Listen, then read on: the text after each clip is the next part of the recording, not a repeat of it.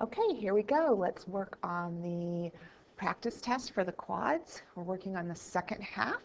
That includes context and graphing.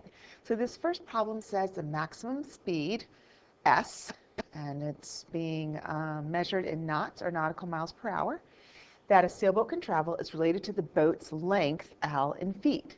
The relationship can be modeled by the equation L equals 9/16 S squared. What's the maximum speed of a sailboat that is 32 feet long? Well, first of all, when I think about this, I think about a sailboat, and I don't think it's going to be able to go as fast as a car. So I don't think we're going to get something like 60 miles per hour. We're going to get something smaller. So I'm just thinking about what kind of answer we're going to get. And the second thing that I look at when I see this equation is I see that we have a fraction here.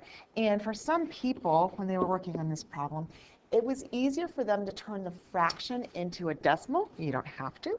You could just divide both sides by 9/16. But this comes out to an even 0.5625. Once again, I don't really like when they use S as a variable because it looks too much like a 5, but S stands for speed. So in word problems, we use S.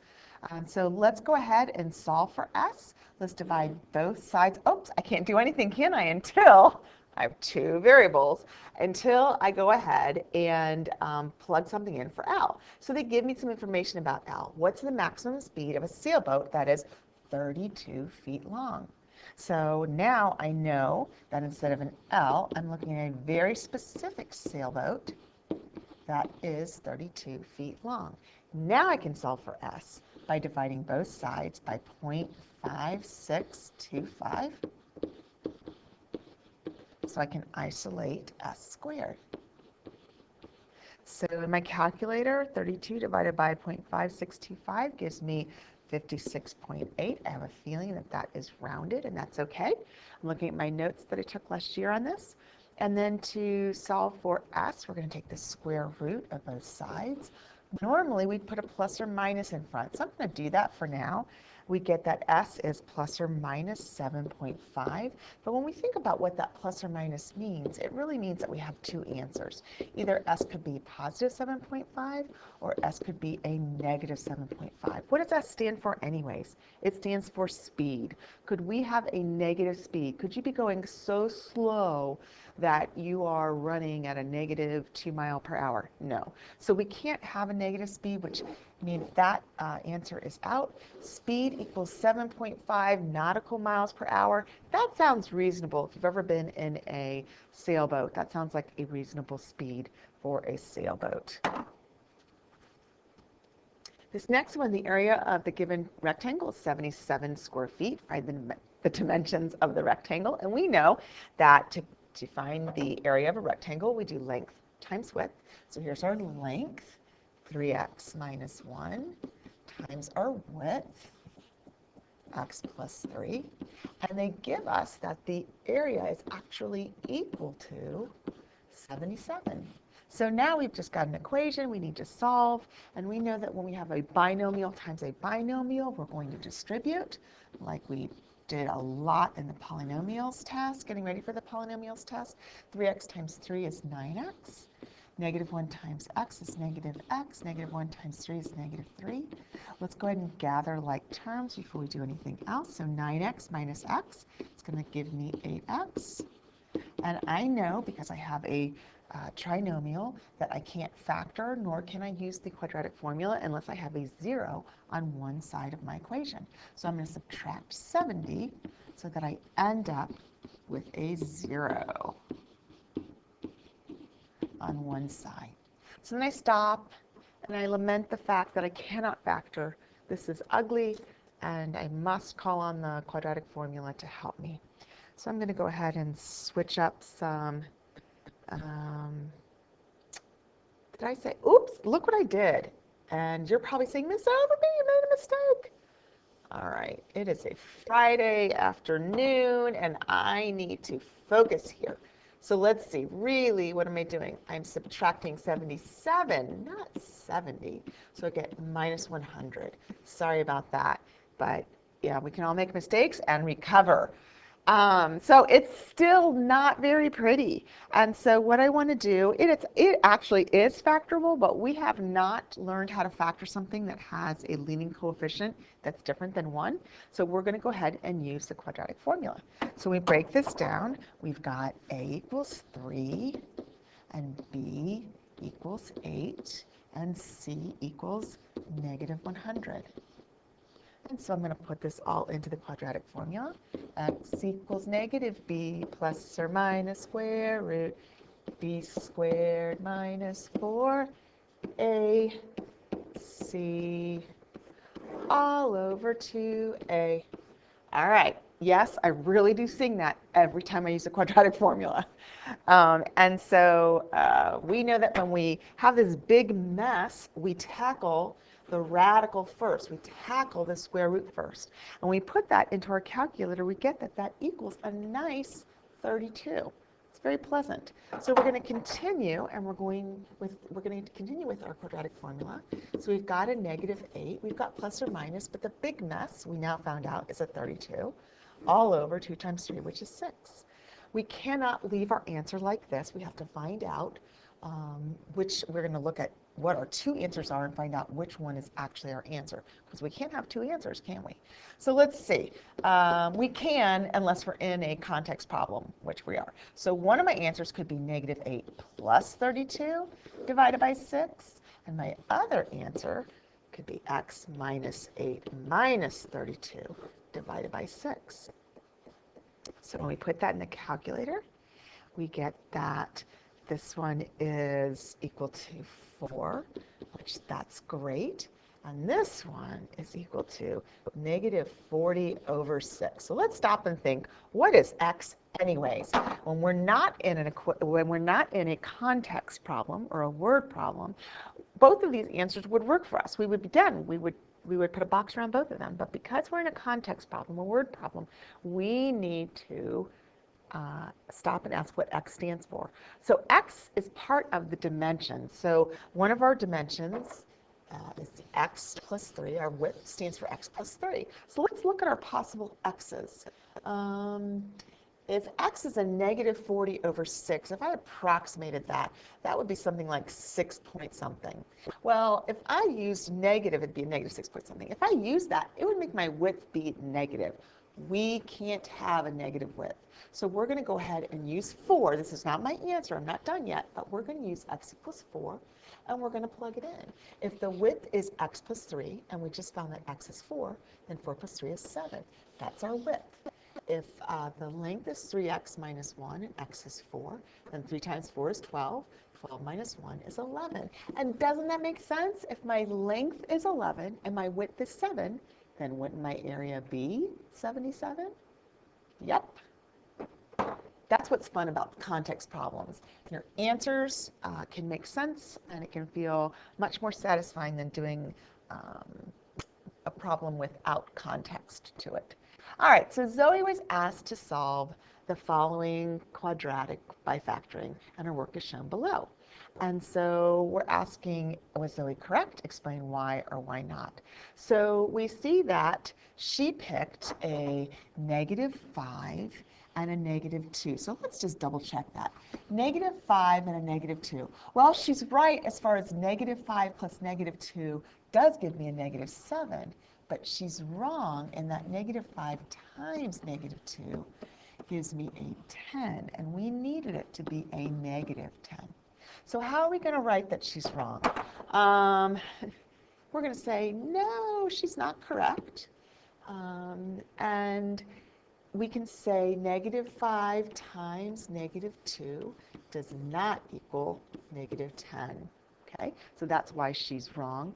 Was there a way actually to factor this using, was there a way to solve this using the factoring method? There really wasn't, right? I couldn't use a plus 5 and a negative 2. That would give me my negative 10, but that wouldn't give me a negative 7. So we would have had to use a quadratic formula for this. So that's all you'd have to write here, is that negative 5 times negative 2 does not equal negative 10. All right, you and your friend are playing tennis. Your friend lobs the ball high into the air. I'm just going to check on the time real quickly. Your friend lobs the ball high into the air, hitting it 3 feet above the court with an initial velocity of 40 feet per second. You back up and prepare to hit an overhead smash to win the point. Okay, so I'm trying to imagine if your friend lobs the ball into the air and hits it 3 feet above the court. That's just not making sense to me, but I'm just going to go with it. All right, so they give me a formula, and this formula has to do with gravity, and it's a formula that you'll see in physics, and it's a real formula. We actually use it out there. Real people use it out there to solve real problems. And so it reminds us what h stands for. H stands for the height of the object. V stands for the initial velocity, S, initial height, and T, time in seconds. And so it's way too many variables for us. We're used to just 2 variables, and now we have 4. So let's look to see if we can plug anything in to get rid of these variables. So you hit it 3 feet, or your friend hits it 3 feet above the court. So what's the 3 going to,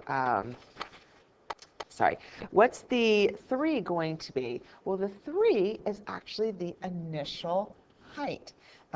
When this whole thing, when the ball gets put into play, its initial height, where it starts out, is a 3. So I know that with this equation, this is actually going to be a 3.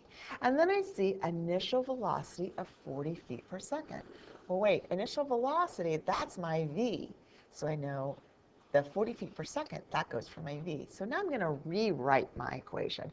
I still don't know what the height is. I don't know what t is. But I do know that v is 40, don't know t, and I do know that s is 3. So now I have a doable quadratic equation with just 2 variables that are unknown. And now it makes sense, right? That if you're going to follow a tennis ball, you're going to be thinking about the time and the height. At 3 seconds, once he hits it, 3 seconds later, where is the height of the not the baseball, the tennis ball? So height and time go together. So here we go. If you plan to hit the smash when the ball falls to a height of 8 feet above the court, how long do you have to prepare for the shot? So it's saying how much time does it take that ball to fly over to the other side of the court and be at exactly a height of 8 feet. So I see the h is 8, and now it's telling me height of 8. So I'm going to plug in the 8. And now I'm down to just 1 variable to solve for. So when I look at this, and I'm going to give myself some room, I knew I was going to have to move these around. When I look at this, I see a quadratic formula, or I see a quadratic equation, and I see that it's a trinomial, and I'm going to have to either factor it or use quadratic formula. Either case, I need to have a 0 on one side of my equation. So I subtract 8 to get that. And there I go. Does it look like it's factorable? Nope, it doesn't look very factorable to me. So here we go. Let's do quadratic formula. I know that what? My a is going to be negative 16, my b is going to be 40, and my c is going to be negative 5. And I'm going to plug it all in. X equals negative b plus or minus square root b squared minus 4ac all over 2a. All right. So then we know that we're going to look at the big mess right here, and we're going to put it in our calculator.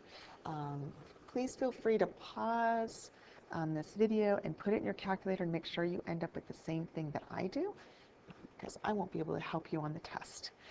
So let's see, when I put that in, it looks like I'm getting a 35.7. I'm looking at my notes once again, so I imagine that I rounded. And so now I'm going to rewrite. I'm going to keep getting rid of, let's extend this page, and let's move this down. A lot more questions to answer. All right, so let's go ahead and rewrite this. I've got negative 40 plus or minus. I've got 35.7 divided by negative 32. I know I've got to split that into 2 problems. So either x is equal to negative 40 plus 35.7 all over negative 32, or x is equal to negative 40 minus 35.7 all over negative 32. Once again, if you could pause this so that you have time to calculate this in your calculator, please remember to use the fraction button because that just, it helps us to get the right answer. If you're not going to use a fraction button, please remember to put parentheses around your numerator. All right, so here we go. So x is 0.13 here, and x is 2.36 here. And we're like, wait a minute, they're both positive. We know that x really should be a t. It stands for time. And those are both acceptable times, right? They're both positive. Time is definitely positive. So let's go back and look. Imagine you're playing a tennis game and your friend hits it and it comes over to your side and you're ready to hit it back. How long do you think that's going to take? We have a choice. It could either take 0.13 seconds or 2.36 seconds. I don't know about you, but unless you're crazy mechanical tennis players, I really don't think you're going to be able to get that ball over in under, much under, very, very much under a 1 second time. So the 2.36 seconds makes a lot more sense for this problem, and that is our answer. All right, so we've got 3 more questions to answer about this. So the next one says, if you miss, which is probable if it was me playing, how long would it take for the ball to hit the ground? So now we have the same exact formula, the negative 16t squared. So my height is negative 16t squared, and then what is plus 40t plus 3. So this time they're giving us a new height, the ball to hit the ground. How tall is the ball? What's the height of a ball when it's on the ground? That's right, it's 0. So our new height is 0. So yeah, we're still looking at something that needs to have the quadratic formula used on it. And I think that's pretty typical.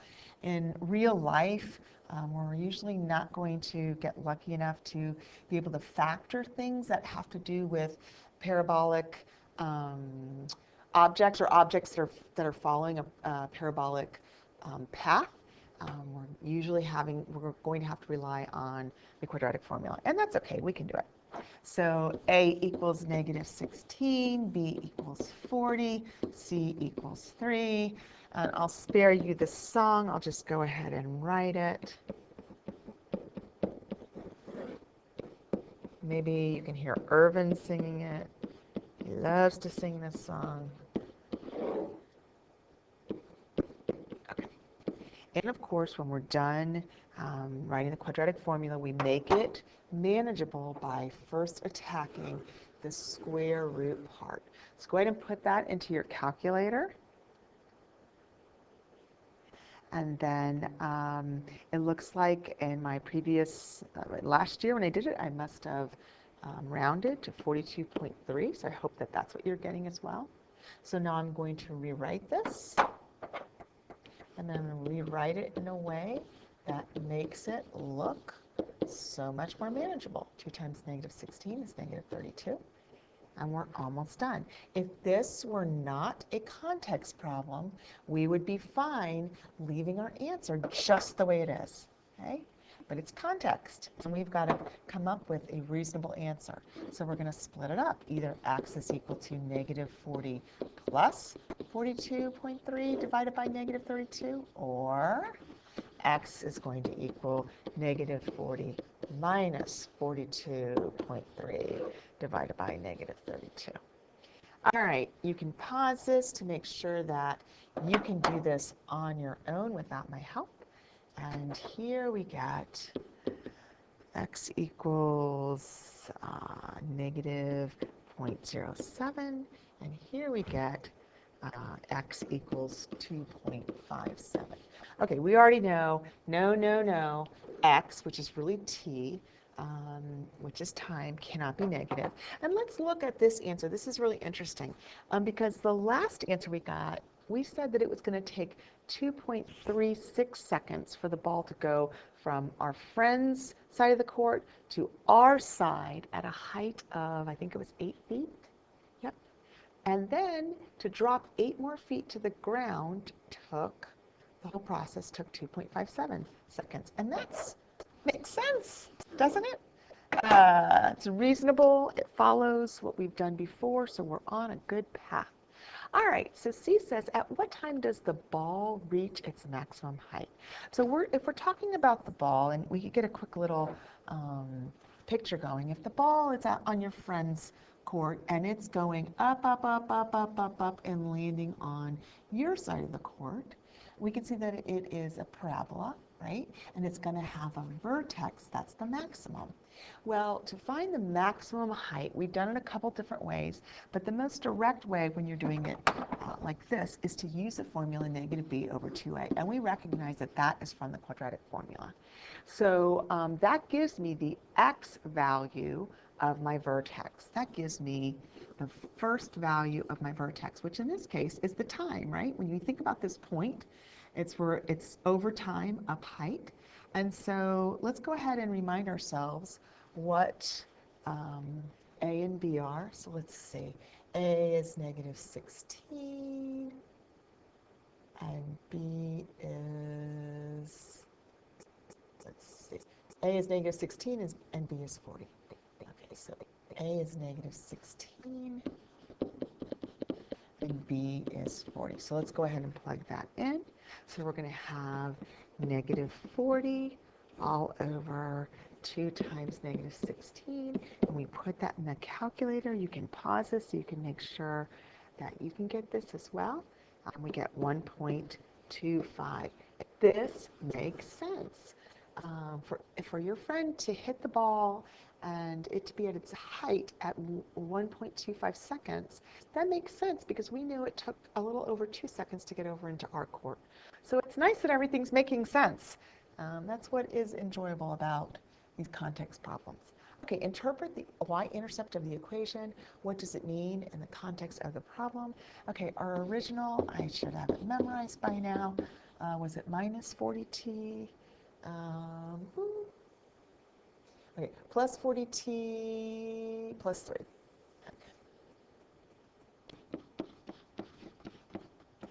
To find the y-intercept, we would just plug in 0 for all these t's. So we would get, if we did that, we'd get h, the height is 3. So what does that mean when we plug in the zeros? That means that in the beginning of time, let's look at a graph. In the beginning, the height of the ball was 3 feet. That makes sense, right? So what does it mean? Just what I said in the beginning, the height of the ball was 3. A shortcut here is to realize that when you have a trinomial, it's this last number, including the sign to the left of it, that is your y-intercept. So here it is 3, and so that means the initial height of the ball is 3, and I believe it's 3 feet. Okay, you could write in the beginning it was 3 feet. You can write it a lot of different ways. Okay, I'm going to pause before we get, well, you won't know this, but I am going to pause and teach pre-calc and then come back and finish this up. So let me pause, and I will see you in a second. Okay, let's continue with graphing. If you are clever enough to remember how to graph a quadratic in the way that we did a few weeks ago, then you can still use that way, which says that your vertex is moved 0 to the left or the right, and it's moved up 9. And then we graph by remembering that our quadratic has a pattern. That pattern is when we move to the left or right, we go up 1. So we would, except for we've got a negative there, which tells us instead of moving, when we move to the right 1, instead of moving up 1, we move down 1. When we move to the left, we move down 1. We know that our parent function moves up When we move to the right 2, it moves up 4. 1, 2, 3, 4. But because of that negative, instead of going up 4, we know on this graph, we move to the right 2, we're going to move down 4. 1, 2, 3, 4. And to the left 2, down 1, 2, 3, 4. And we've got our quadratic. You could always do it the way we're going to do the next one, but if you can remember that way, then that's the best way to do it. With this, what we're going to do is we're going to take the equation and we're going to set it equal to 0. And when we do that, we're going to find the x-intercepts when we graph. Two numbers that multiply to equal -12 and add to equal -4. That's going to be -6 and +2. Oops, forgot to put the x there. Right, -6 times 2 is -12. -6 plus 2 is -4. So we're going to set both of those equal to 0. And we've got x equals 6 and x equals -2. These are our x-intercepts. And don't be stuck here. Just go ahead and graph them. If we have x equals 6, that's one of my x-intercepts. And x equals -2 is my other x-intercept. And what we're going to do is we're going to find the middle between our two x-intercepts. If I count over, I've got 1, 2, 3, 4, 5, 6, 7, 8. So that means my middle is going to be over 1, 2, 3, 4. And I'm going to put my axis of symmetry right through the middle. And that reminds me that my vertex is going to be located halfway between. So when I think about my vertex, I know that my first number in my vertex is found by finding the middle between my two x-intercepts, and in this case it's 2. And then my second number in my vertex is found by taking the 2 and plugging it into our original equation. When we do that, it's not going to be pretty, actually. We're going to end up with the -16. So all that means is that we're going to have to extend our graph a bit. -10, 11, 12, 13, 14, 15, 16. So there's -16. So our vertex is located at 2, -16. And connect the dots using a curve, and there's our parabola. Number 7 says on problem 6, identify where the graph will have y values of 20. So we're going to go ahead and look at, it's not letting me do this. There we go. Look at what number 6 says, and see how we have a y right there? It's saying, what will happen if we plug a 20 in for y? What will x be equal to? So that's what we're going to do. I'm going to write it this way, though, because just makes a little bit more sense. We cannot solve this without having a 0 on one side of our equation, so we're going to subtract the 20. So we'll have x squared minus 4x minus 32 equals 0. Can we think of two numbers that multiply together to equal -32, but add to equal -4? I can think of, how about 8 and 4, right? -8 times +4 is going to give me a -32, and -8 plus 4 gives me a -4. I'm going to go ahead and set both of those equal to 0. And I'll get x equals 8 and x equals -4. I'm not done, though, because they asked me to write my solution as an ordered pair. And what this means is that I take each one of my answers, like the 8, and I remind myself, oh, that's right. When x is 8, y is 20, because that's we plug 20 in for y. And when x is -4, y is also 20. So what we could do is we could go back to problem number 6 and see if that's true. Let's see, 8 and -4. If we look at this, if we went over to 8, would it be believable that our graph would be up to 8? Yeah, it's believable. A -4 up to 8? Yep, that certainly does look like that's going to happen. Okay, so those are believable answers. Oh, it's up to 20. I'm sorry. So when x is 8, does that graph look like it'll hit up to 20? And when it's -4, will it hit up to 20? Well, actually, if I drew this graph more correctly, yes, I think so. So let's see. Imagine, I'm just checking my answer. If it's 8, 20 would be way, way, way, way, way up there. Is that believable? Yes, that's believable. -4, our graph would be way, way, way, way, way up there. Yes, that's believable. So you can always use the graph of number 6 to check that your answer makes sense for number 7. All right, number 8. What we're going to do here is we need to factor so that we can find our x-intercepts. So we're first of all going to take this equation and we're going to set it equal to 0. And we're going to factor by pulling out a negative x. So we get x minus 6 equals 0. We'll set each of these equal to 0. And we will get x equals 0 and x equals 6. Now, some people in class were clever enough after we've done a few to say, wait a minute, when we see this form, our intercepts, our x-intercepts are always 0, and whatever this number happens to be, whether it's positive or negative. And that's true. But if you want to make sure, you can always factor it. Another way to factor as well, if you want to factor it differently, somebody in class said, wait a second, Miss Overby, if you factor out an x, you get a negative x plus 6 equals 0. Don't you get the same answer there? And yes, you do. It might look a little funny to do this part, but that's another way you can get the same answer. They're both the same thing. All right, so let's go ahead and graph our two x-intercepts, 0 and 6. Let's find a midpoint. I look over and I know 1, 2, 3, 4, 5, 6. So the midpoint's going to be 1, 2, 3. Oops, I shouldn't do a dot there, should I? I should put my axis of symmetry. So I'll put my axis of symmetry up here. And I know that my vertex lies somewhere on there.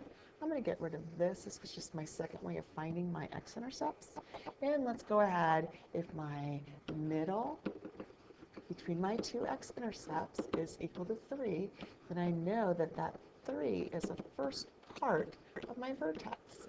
And to find the second part of my vertex, I just take that 3 and I plug it into the formula. And of course, I remember to use my parentheses. So when I put that in the calculator, I get what? -9 plus 18, so I get 9. So my vertex is at 3, 9. So let's go find it. 3, 9. Thank goodness it's on the graph. And, ooh, okay, I kind of messed up first. Let's try that again. So we're trying to hit all 3 points by curving. All right, good enough. All right, so then it says on problem, let's go ahead, problem 9, let's go ahead and graph. In this way, there's a couple different ways we can graph, but if you can remember that, that our vertex is actually the opposite of this and this, then you can use that way. I'm not going to stop you from using prior knowledge. So that's 1, 8, that's my vertex. And then we're going to have to remember the pattern of our parent function. Once again, our parent function looks like this. If it's over 1, we go up 1. If it's over 2, we go up 4. 1, 2, 3, 4. That's our pattern. And so what we're going to do is this -4 right here affects our pattern. Instead of a 1, 1, 4, 4 pattern, that -4 is going to affect. Instead of 1, 1, we're going to multiply that by a -4, and we will get -4, -4. Instead of 4, 4, we're going to multiply that by -4, and we will get a -16, -16. So from that vertex, when we go over 1, we're going to be going down 4, 1, 2, 3, 4, 1, 2, 3, 4. When we go over 2, we're going down 16. So that brings us all the way down to here, and all the way down to here. And let's try to connect the dots in a way that looks like a curve. All right, I missed a few. I missed 2 of them, but that's okay. If you didn't graph it that way, we could graph it the other way. We could solve it the other way. If you've forgotten your prior knowledge, you could always set this equal to 0, and you could solve it using the square root method and find your x-intercepts, find the middle, find the vertex from the middle, and you would be good to go. Either way is correct. So it says on problem 9, identify where the graph will have a y value or y values of -8. So let's see, this is what number 9 said. And it basically is saying, hey, wonder if instead of just y, we knew that the value of y was -8. Could we solve for x? So what we're going to do is we're going to write the equation, and instead of y, we're going to put -8. Now, I can tell right away that I'm going to need to use square root method to solve for this. So what that means is I want to get this part, the part that's being squared, I want to get it alone. So I'm going to get rid of the 8 first. So I'll end up with a -4, x minus 1 squared equals -16. Then I'll divide by the -4 to get rid of it. And I end up with x minus 1 squared equals 4. Oops, yep, equals 4. Then I'm going to take the square root of both sides. I'm going to take the square root of both sides. I put a plus or minus in front of there. So I get x minus 1 equals plus or minus 2. And we know what to do because we've already passed our square root section. We took that already. So either x minus 1 equals 2 or x minus 1 equals -2. And add 1 to both sides. So we get x equals 3. Add 1 to both sides. We get x equals -1. Those are not our answers, or those are part of our answers because the question asks for us to write it in a solution as an ordered pair. So that means that I'm wondering when y is -8, what is x equal to? Well, let's see. We came up with 3 and -1. So let's try to make sense of our answer. This is our answer, but if we look at the graph that we just did for number 9, that means that these points look like they would be on our graph. So 3, -8, and -1, -8. Let's see. So 3, -8, that would be where 3, -8. Oh my gosh, look at that. That point is definitely on our graph. And -1, -8, there it is. Okay, so that's it. The graphing section is a must pass, so please, please, please practice, practice, practice, and I will see you in class. Good luck on your test.